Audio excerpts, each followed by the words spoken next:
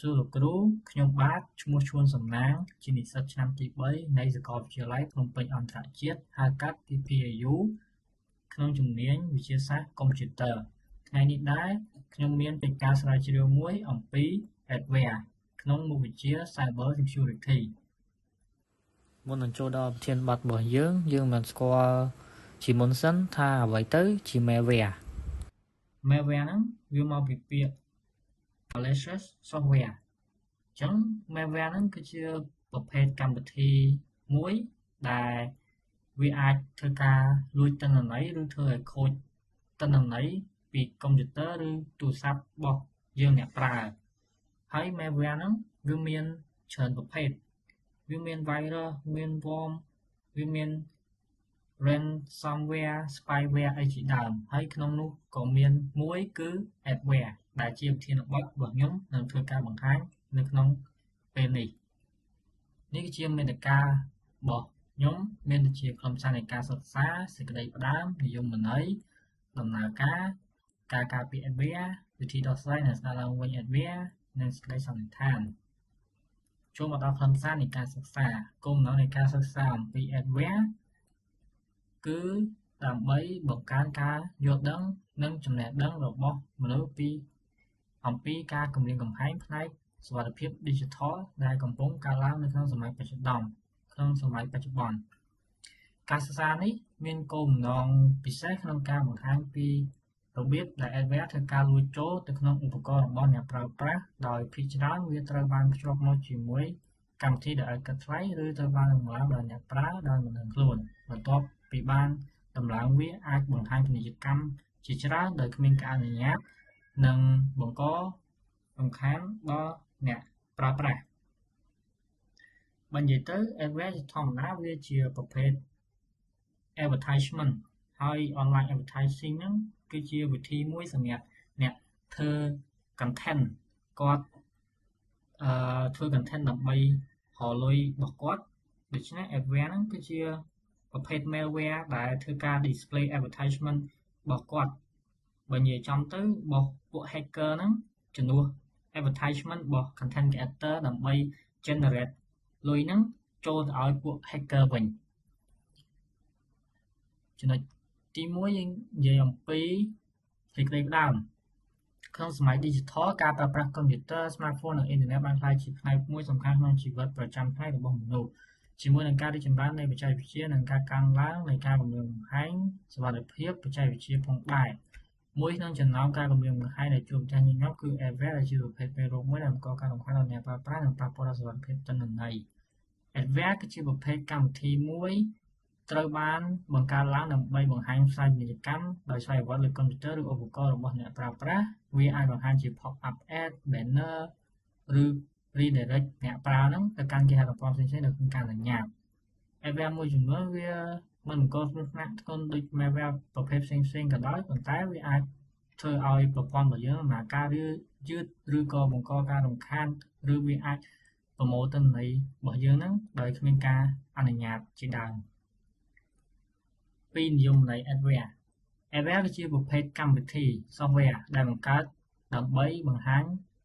ការផ្សព្វផ្សាយ advertisement លើឧបករណ៍របស់អ្នកប្រើដូចជា pop-up banner ad ឬ redirect ទៅកាន់គេហទំព័រផ្សេងៗដោយមិនចង់បានជាទូទៅវាត្រូវបានដំឡើងជាមួយកម្មវិធីឥតគិតថ្លៃឬតាមរយៈការទាញយកពីប្រភពមិនគួរទុកចិត្តខុសពីមេរោគផ្សេងៗដែលផ្ដោតលើការបំផ្លាញប្រព័ន្ធ Adware ផ្ដោតលើការបង្ហាញពាណិជ្ជកម្មនិងការរកប្រាក់ចំណេញពីការចុចឬទស្សនារបស់អ្នកប្រើទោះបីជាមិនគ្រោះថ្នាក់ដល់ប្រព័ន្ធខ្លាំងក៏ដោយប៉ុន្តែវាអាចបង្កការរំខានកាត់បន្ថយល្បឿនឧបករណ៍និងអាចតាមដានទិន្នន័យប្រើប្រាស់ដោយគ្មានការអនុញ្ញាត user behavior ជាទូទៅអ្នកប្រើភាគច្រើនមិនអាចដឹងថាកម្មវិធីនេះត្រូវបានដំឡើងឡើយហើយវាអាចបង្ហាញ ad យ៉ាងញឹកញាប់នៅពេលប្រើប្រាស់អ៊ីនធឺណិតដោយសារតែភាពងាយស្រួលក្នុងការឆ្លងចូលនិងរីករាលដាលតាម free download Adware ក៏បានក្លាយជាបញ្ហាដ៏គួរឲ្យព្រួយបារម្ភសម្រាប់សុវត្ថិភាពនិងឯកជនភាពរបស់អ្នកប្រើនៅក្នុងសម័យបច្ចុប្បន្នទី3ដំណើរការរបស់ Adware ការដំណើរការរបស់ Adware ជាទូទៅចាប់ផ្ដើមដំណើរការ ឡើងដំណើរការដំឡើងកម្មវិធីលើឧបករណ៍របស់អ្នកប្រើដោយមិនបានយកចិត្តទុកដាក់ជាញឹកញាប់វាត្រូវបានភ្ជាប់ជាមួយកម្មវិធីឥតគិតថ្លៃការទាញយកពីគេហទំព័រដែលមិនគួរទុកចិត្តនៅពេលអ្នកប្រើដំឡើងកម្មវិធីមួយដោយមិនបានត្រួតពិនិត្យលក្ខខណ្ឌច្បាស់លាស់ adware ត្រូវបានដំឡើងជាមួយគ្នាដោយស្វ័យប្រវត្តិបន្ទាប់មក adware ចាប់ផ្ដើមដំណើរការនៅផ្ទៃខាងក្រោយ background ហើយតាមដានអាកប្បកិរិយារបស់អ្នកប្រើដូចជាស្វែងរកការចូលមើលគេហទំព័រឬចំណងចំណុចផ្សេងៗត្រង់ចំណុចនេះបើយើងឧទាហរណ៍ទៅដូច platform TikTok នៅពេលដែលយើងចូលទៅ search នៅក្នុង search របស់ TikTok ហ្នឹងឧទាហរណ៍ថាយើងចង់ search ទៅលើការយើងចង់ស្វែងរកស្បែកជើងនៅពេលដែលយើង search ទៅលើស្បែកជើងទៅអាចថាក្នុងមួយថ្ងៃហ្នឹងឬក៏ក្នុងមួយ account platform TikTok របស់យើងហ្នឹងគឺយើងអូសឃើញតែតាក់ទងនឹងស្បែកជើងពេញតែម្ដងអញ្ចឹងវាអត់ខុសគ្នាទេពួកហ្នឹងគឺវាសិក្សាពីការស្វែងរកឬចំណងចំណូលចិត្តរបស់យើងតាមរយៈការ search របស់យើងឬក៏វីដេអូអីដែលយើងតែងតែមើលវាច្រើនជាងគេនៅលើ platform អីមួយអញ្ចឹងadware ត្រង់ចំណុចនេះក៏វាមានន័យបែបហ្នឹងដែរគឺសិក្សាគឺ user behavior សិក្សាអំពីអាកប្បកិរិយារបស់អ្នកប្រើប្រាស់ព័ត៌មានទាំងអស់ហ្នឹងត្រូវបានប្រើដើម្បីបង្ហាញការផ្សព្វផ្សាយឲ្យសមស្របទៅនឹងអ្នកប្រើឬបញ្ជូនទៅកាន់ភាគីទី3ដោយគ្មានការយល់ព្រមច្បាស់លាស់ក្រោយមកវានឹងបង្ហាញ ad ជាញឹកញាប់ដូចជា pop up window banner ad ឬ redirect អ្នកប្រើទៅកាន់គេហទំព័រផ្សេងៗដោយមិនចង់បាននៅពេលខ្លះវាក៏អាចបន្ថែម toolbar ឬប្ដូរ browser setting ដូចជា home page ឬ search engine ដោយស្វ័យប្រវត្តិផងដែរជាទូទៅ adware អាចដំណើរការជាប្រព័ន្ធបន្តដែលបង្ហាញ ad និងប្រម៉ូទទិន្នន័យជាបន្តបន្ទាប់រហូតដល់អ្នកប្រើលុបវាចេញពីប្រព័ន្ធដោយសារតែការដំឡើងងាយនិងការរីករាលដាលតាម free download វាបានคล้ายជាបញ្ហាដែលរំខាននិងប៉ះពាល់ដល់ឯកជនរបស់អ្នកប្រើប្រាស់នៅសម័យបច្ចុប្បន្ន adware ត្រូវបានបែងចែកជាច្រើនប្រភេទបែរទៅលើរបៀបវាបង្ហាញការផ្សាយពាណិជ្ជកម្មនិងវិធីដែលធ្វើសកម្មភាពលើឧបករណ៍របស់អ្នកប្រើមានដូចជា display adware browser hijacker adware tracking adware bundle adware ហើយនិង malicious adware display adware ជាប្រភេទដែលបង្ហាញការផ្សព្វផ្សាយជារូបភាពឬ banner នៅលើគេហទំព័រឬក្នុងកម្មវិធីវាអាចបង្ហាញ pop up ad ជាញឹកញាប់ដែលធ្វើឲ្យអ្នកប្រើមានអារម្មណ៍រំខានក្នុងការប្រើប្រាស់ browser hijacker adware ជាប្រភេទផ្លាស់ប្ដូរ browser setting ដូចជា home page ឬក៏ search engine ដែលគ្មានការអនុញ្ញាតវាអាច redirect អ្នកប្រើទៅកាន់គេហទំព័រផ្សេងៗដែលមានការផ្សព្វផ្សាយផងដែរ tracking adware ប្រភេទនេះផ្ដោតទៅលើការប្រមូលទិន្នន័យអំពីអាកប្បកិរិយារបស់អ្នកប្រើដូចជាការស្វែងរកគេហទំព័រដែលបានចូលមើលព័ត៌មានទាំងនេះត្រូវបានបង្ហាញដើម្បីបង្ហាញ ad ដែលសមស្របទៅនឹងឬលក់ទៅភាគីទី3 bundle adware ជាប្រភេទដែលភ្ជាប់មកជាមួយកម្មវិធីឥតគិតថ្លៃអ្នកប្រើភាគច្រើនដំឡើងវាដោយមិនដឹងខ្លួនព្រោះត្រូវបានបញ្ចូលក្នុង installer ដោយលាក់លៀម malicious adware ជាប្រភេទដែលមានគ្រោះថ្នាក់ខ្លាំងជាងព្រោះវាអាចនាំអ្នកទៅកាន់គេហទំព័រមេរោគឬទាញយកកម្មវិធីអាក្រក់ផ្សេងៗវាអាចប៉ះពាល់ដល់សុវត្ថិភាពនិងទិន្នន័យរបស់អ្នកប្រើសរុបមកប្រភេទនៃ adware ខុសគ្នាតាមរបៀបបង្ហាញ ad និងការប្រមូលទិន្នន័យប៉ុន្តែទាំងអស់អាចបង្កការរំខាននិងប៉ះពាល់ដល់ឯកជនភាពរបស់អ្នកប្រើប្រសិនបើមិនបានគ្រប់គ្រងឲ្យបានត្រឹមត្រូវចំណុចទី4ដើម្បីការពារ adware ដើម្បីការពារ adware គឺចាប់ផ្ដើមពីការយកចិត្តទុកដាក់នៅពេលប្រើប្រាស់អ៊ីនធឺណិតនិងដំឡើងកម្មវិធីលើឧបករណ៍របស់អ្នកប្រើដោយសារតែ adware វាជាញឹកញាប់ចូលតាមរយៈ free download និងគេហទំព័រមិនទុកចិត្តឬអ្នកប្រើត្រូវប្រុងប្រយ័ត្នខ្ពស់ទី1ជៀសវាងការទាញយកកម្មវិធីពីប្រភពមិនទុកចិត្តការទាញយកកម្មវិធីពីគេហទំព័រមិនផ្លូវការអាចនាំមកនៅ adware ដែលមិនដឹងខ្លួនទី2ពិនិត្យជម្រើសពេលដំឡើងកម្មវិធី នៅពេលដំឡើងកម្មវិធីគួរជ្រើសរើស Custom ឬ Advanced Installation ដើម្បីមើលថាតើមានកម្មវិធីបន្ថែមណាខ្លះត្រូវបានភ្ជាប់មកជាមួយកុំព្យូទ័រនេះឬ Agree ដោយមិនអានលក្ខខណ្ឌ ទី 3 ប្រើប្រាស់ Antivirus ឬ Anti-malware កម្មវិធីសុវត្ថិភាពអាចជួយរកនិងលុប adware ចេញពីប្រព័ន្ធអ្នកគួរប្រើ scan ឧបករណ៍ជាប្រចាំនិងធ្វើការ update software ឲ្យទាន់សម័យទី 4 update browser និង operating system ការធ្វើ update ជាប្រចាំជួយបិទច្រកសុវត្ថិភាព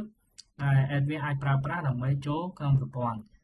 ទី 5 ប្រើ adblocker និង browser setting ការប្រើប្រាស់ adblocker អាចជួយបន្ថយ pop-up ad និងការបង្ហាញផ្សព្វផ្សាយដែលមិនចង់បានវាក៏ជួយកាត់បន្ថយហានិភ័យក្នុងការចុចលើ ad ដែលនាំទៅកាន់គេហទំព័រមេរោគផងដែរទី 6 កុំចុច ad ឬ link មិនស្គាល់ adware ជាញឹកញាប់ប្រើ ad ឬ link ដើម្បីបញ្ជូនអ្នកទៅកាន់គេហទំព័រមានគ្រោះថ្នាក់អ្នកគួរប្រុងប្រយ័ត្ននិងជៀសវាងការចុចទៅលើអ្វីមិនគួរទុកចិត្តសរុបមក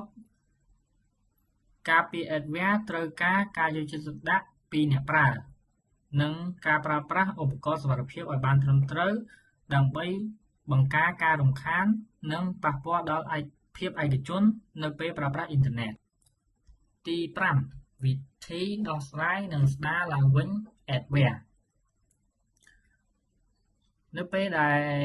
មានការសង្ស័យថាឧបករណ៍ត្រូវឆ្លង adware អ្នកគួរអនុវត្តវិធានការយ៉ាងឆាប់រហ័សដើម្បីកាត់បន្ថយការរំខាននិងការបាត់បង់ទិន្នន័យជំហានដំបូងគឺត្រូវពិនិត្យនិងលុបកម្មវិធីដែលមិនស្គាល់ឬ